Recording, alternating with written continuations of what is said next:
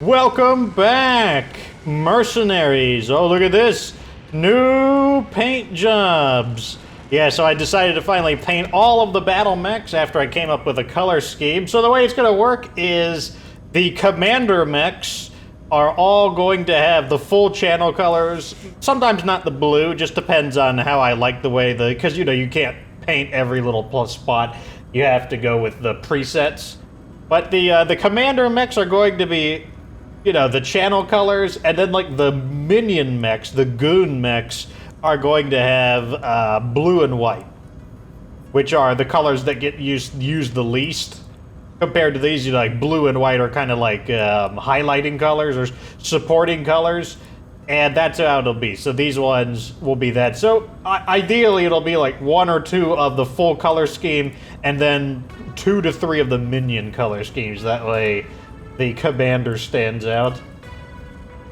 The Atlas, as you can see, I pulled him out of cold storage. This was a unique color scheme that actually adds black as a free color. I actually am not crazy about having black, especially on the face, but I couldn't find a color scheme that just allowed me to paint only the face. The reason I don't like black on the face is because you could see that it's so black that you can't see any of the details. Like, there's actually like little full parts where the armor plates come together, and you can't see any of the details compared to this where you could see like all of the ridges in the armor. And that's one of the problems with using like completely black. Like, I typically, you'll notice when I paint, this isn't what it looks like white, but it's actually just a pale gray. And when I use black, I tend to use like a deep dark gray rather than like just actually black. And that's because when you use like pure black, it washes out the details. Like, you could barely see, like only when you could see like the vents on the for the air cooling system on this AC-20. But the only way you could see that is when the light reflects on it, and that's because the color scheme is just so dark that it washes out all of the details, which is why I typically would not advise black as a color that you apply.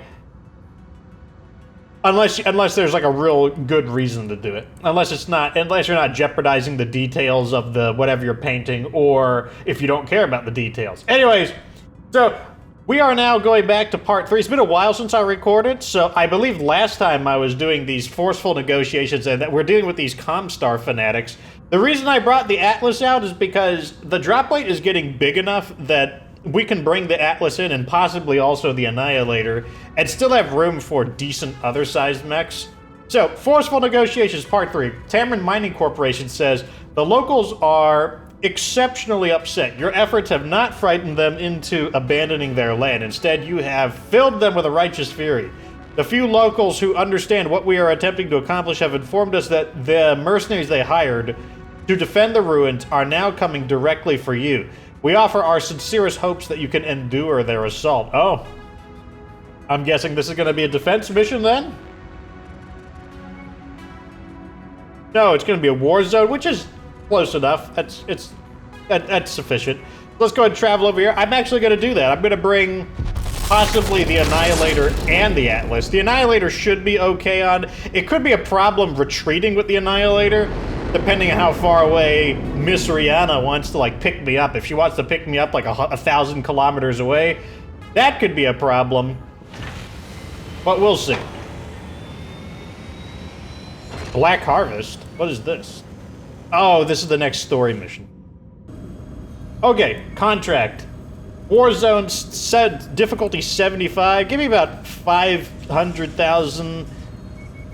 Full salvage and the rest in sea bills. That's fine. So, the inhabitants of the ruins have not mortgaged their future to extend Clifton's ranger contract and turn it into a death warrant. Hold out for as long as you can. If you could strip the locals of their protection, they will have nothing left to prevent us from evicting them. Okay, so I guess this is mercenary versus mercenaries. Fine, we'll do it.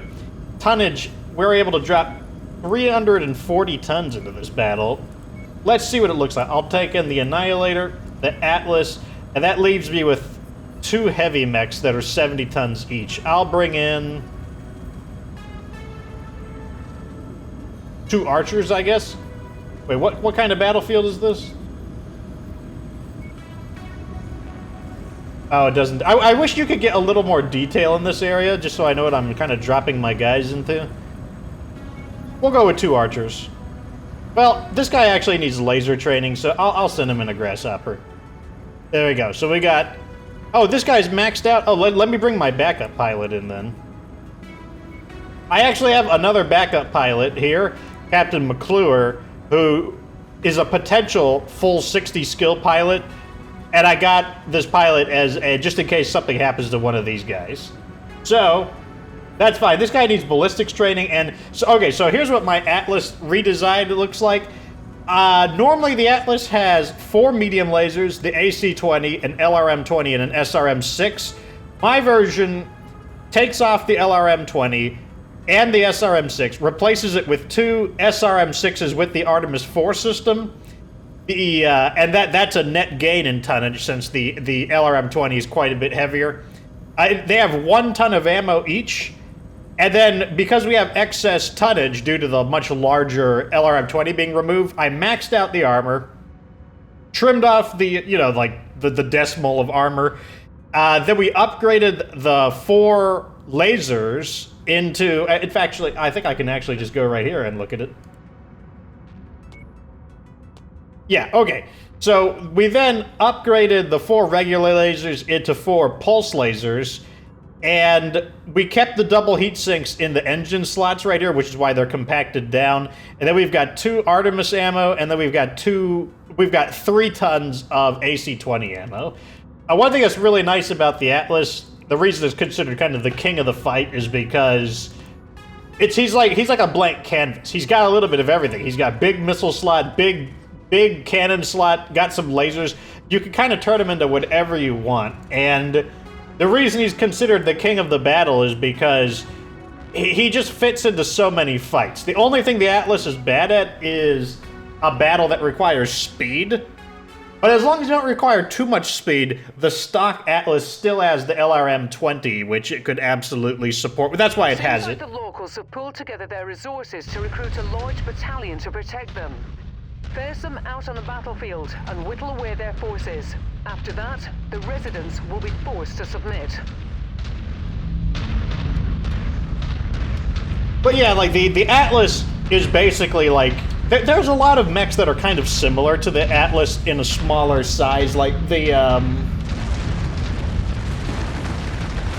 Centurion, for example. It's got an autocannon, 2 medium lasers, and an LRM system. Basically just a smaller Atlas. The Orion, another example, has an autocannon, several medium lasers, and an LRM system. You've got the Ops Force's attention. They are converging on your position. Brace for hostile contact. Well, let's get started, I suppose. He's dropping right into it, and that means I'm gonna start blasting him. What? Shoot! Oh my god, my mouse is not shooting right now.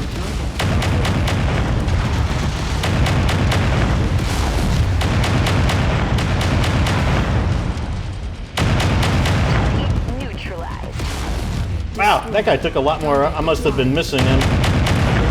There we go. Additional bogies setting an intercept course on your position. Those Phoenix Hawks always take a little more firepower than I'm expecting to bring down. That's one thing I've noticed about the Phoenix Hawk. I'm not sure if it's maybe they're a bit more heavily armored than I expect, or if it's because maybe they're just really good at shaking some of the damage off, but I always feel like they take a little more effort to kill than I'm comfortable with.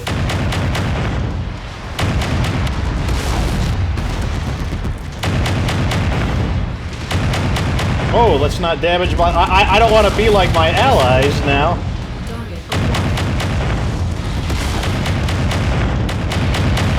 I'm just gonna go full auto on this guy. Even though I will cause some of my AC-5s to jam when they're just standing still like that and at such a close range. Nah. Wow, they're just dropping them right on top of me. That's fine. I'm okay. I love how they're shooting at the dropship that we can't destroy. I'm just gonna go fully auto. I'm not even gonna shoot my lasers. I can't even see what I'm shooting at right now, and it doesn't matter. Oh, I actually... all of my weapons just jabbed.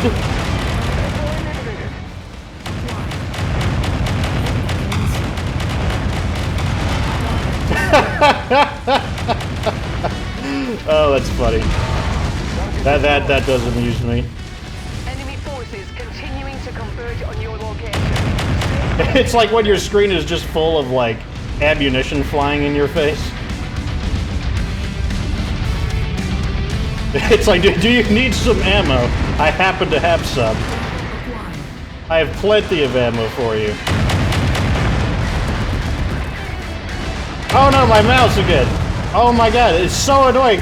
Especially because right now I'm hammering the mouse button, I swear. I don't know why my mouse, like, it seizes up like that in this game. It doesn't do that in any other situation. And it's really annoying for rapid-fire weapons because I'm basically, like, losing RPMs.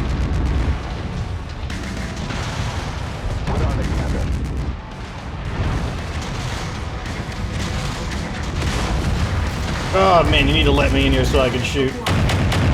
Did someone invite me?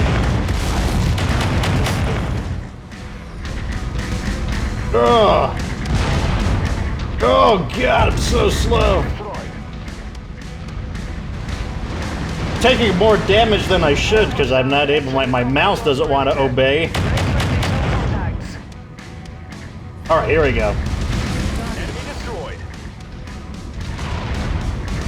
And I got my ally who just wants to, you know, get right up in there and make sure that he's the center of attention or something.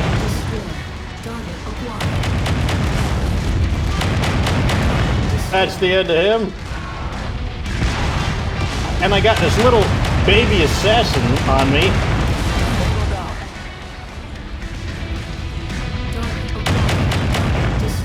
Oh man, there! I'm really the center of attention right now. I'm taking a ton of damage. Form up, boys. We got 500 meters to get there. We'll probably have to repel an attack just based on how slow I am. But it is now a spot to get involved in the morality of local politics. Time to cash out and ship out. I'm just hoping I can get out of here without losing an arm. We do have to fight these guys, so I'm going to order my guys to turn around and fight.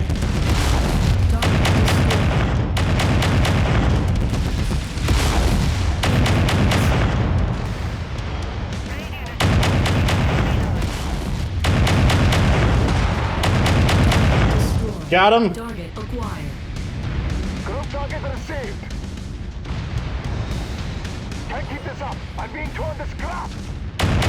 Yeah, get out of my way and I'll shoot at him. Fortunately, the Atlas doesn't carry too many weapons in its arms. Got a little bit of a zombie mech effect going on. Got him. Alright, let's see if I can get here. We just got 200 meters to go. I can get there without taking too much damage. Oh! There we go. There we go. There, made it. Before more enemies arrive. Target acquired.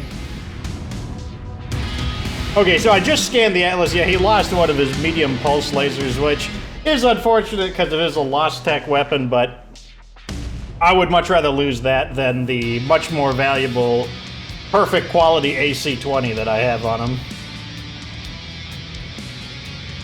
Oh boy, we got some salvage here. Too bad we can't really salvage much. Looks like this assassin is actually worth quite a bit despite being only 8 salvage shares. Anyways, so Tavern Mining Company says, Clifton's Rangers have gone into retreat. Now we can round up the inhabitants, claim the land that Parliament promised us, and begin our mining operation. Clifton's Ranger says, our unit has sustained unacceptable losses, so we will exercise the escape clause in our contract to withdraw from this system. The field is yours, Commander. I mean, can we take a moment and stop to think of it from Clifton's Ranger's perspective? I'm unhappy when one of my mechs loses a component. Can you imagine how many battle mechs I just like ripped to shreds with the Annihilator. Oh my god, it's crazy. Like those were all mercenary battle mechs that we just scrapped. That's crazy. Okay, let's see. Are there any good weapons? A perfect machine gun? Some of this stuff is kind of whatever. Let's just take the rest of our shares in just whatever's the most valuable. I'll take one of these, I guess. How about one of these and... Nah, we'll stick with that. We'll stick with this. Wait, give me the assassin. There we go.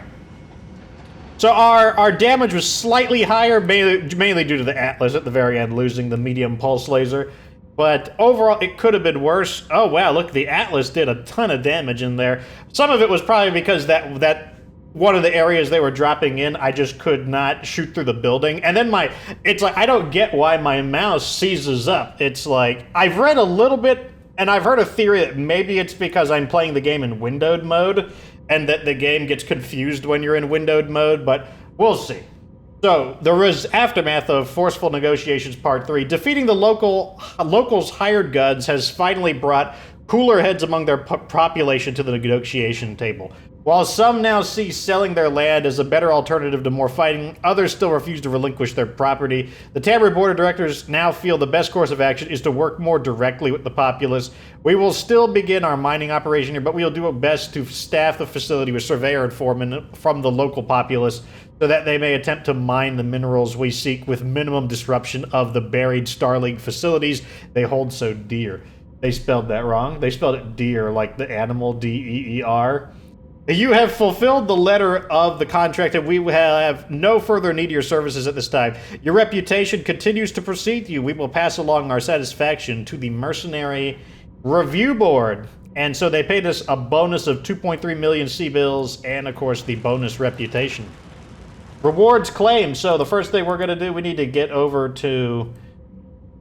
Is there a industrial zone? Yes, okay, good. So there's an industrial zone along the way there. Just go right here. Because we are going to need to repair our battle mechs and see what kind of damage we're looking at. And I will save the next story mission for the next episode. Really annoying. That's one thing that... And I was wondering if it was my mouse, but I've played other games, and I do not have it doing that. It does not do this shenanigans where it doesn't recognize the mouse command, like the clicks. It's really, really annoying, though. Let's see here. So, we lost 2 heat sinks of the medium pulse laser. Alright, let's put another medium pulse laser in.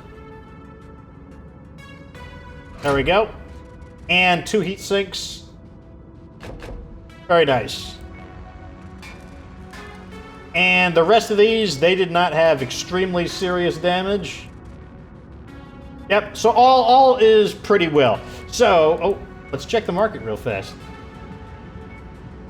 Oh, another Cyclops. Interesting. We have a rare spider. This one has, you can see them right there. It has the AMS system, the anti-missile system. Very advanced for, well, not advanced for a spider, but clearly a design that is much closer to being the original Starleague design. That's a very nice... What else do we got here? Oh, it's... If we were earlier in the game, this might be a really nice battle mech, but we're way too deep in the game now. I'm kind of tempted to take the Cyclops, but at the same time, I'm still waiting for the battlefield to kind of increase closer to, like, 360 tonnage. But I am interested in a second Cyclops. I want to eventually phase out our heavy mechs into more assault mechs, but you know what? For now, I think that's fine. Skills are meant to impress, sir. Nothing else too interesting here. Well, I'm going to call that the end of this episode. I don't want to start another episode knowing that there's going... Basically, I don't like the idea of ending one story and then beginning another story. I want to dedicate that to a completely separate episode. So that's going to be the end of this one. Finally get to see big old Atlas, the king of the fight, back in action. Did really good for its first time out, especially in the hands of one of our allies. Big damage, 1,700, very nice. 1,500, I think. Very good initial damage. But at any rate, that's that. Like this video if it was entertaining, subscribe for future I'm about to say stay in the game. Mechwarrior 5 content, of course, remember that you don't have to be good to get good.